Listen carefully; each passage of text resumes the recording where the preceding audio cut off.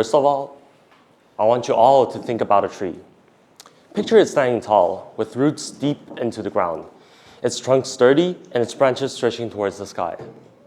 But think, what allows it to grow? What gives it its strength? Now, step into the shoes of being a tree. Feel the breath of the wind, the warmth of the sun, and the pull of your roots anchoring you deep into the ground.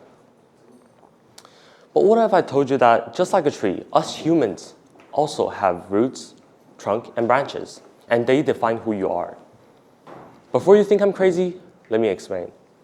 Your roots are your values: honesty, kindness, and resilience. Your trunk is your character, shaped by challenges, such as perseverance through time. Your branches are your dreams, stretching towards the future, just like an artist striving for success. But what truly determines how tall you grow? Is it how strong your trunk is?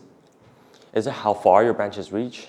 The obvious answer is how fertile the soil is, the richness of your environment. But the true answer lies way deeper than you think.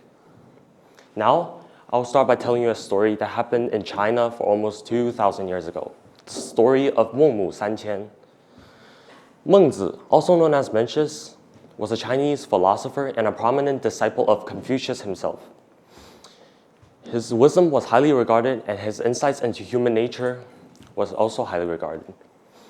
But here's the catch. Mencius was not born with wisdom. In other words, he wasn't gifted with such intelligence. His wisdom was actually cultivated by his mom, who understood the power of nature.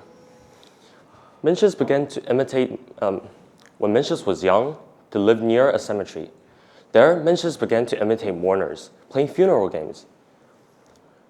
Wishing he has proper education, his mother said to herself, this is not a place for my child to learn.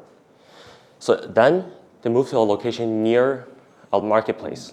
But there, Mencius started to imitate merchants, started bargaining and shouting. His mother said to herself again, this is not the right place for us. Eventually, Mencius moved near a school. There, he emulated scholars, learning, listening, and discussing ideas and thoughts with scholars as well. After finally fulfilling her wishes, his mother said to herself at last, this is where we belong. This is not just a story about a mother's love towards his child. It is about the profound impact of the environment on children's growth. Mencius' mother knew that her duty was to plant her son into the right soil. Now you guys might be wondering, why is this guy telling you a story about a random guy and might possibly be fake? The thing is that the story might seem ancient and untrue. The lesson it carries is timeless and valid, and it actually aligns perfectly with modern research. Fast forwarding to today, the Childhood Opportunity Index indicates that children living in high opportunity neighborhoods with better access to education, healthcare, and green space has a 30 to 40% higher likelihood of succeeding in school, also in future employment. Now, this raises the question, is your success defined solely by your environment, or it has nothing to do with it? If you think about a tree again, they're stuck in their environment, and the only variable that controls their growth is the richness of their soil. However, as humans, we have the ability to choose or even shape the suitable environment for our own growth. Here's the thing, unlike trees, environment isn't the dominant factor of our success. It is actually ourselves who are responsible for it. Here's the thing, we're not just the passive recipients of our environment.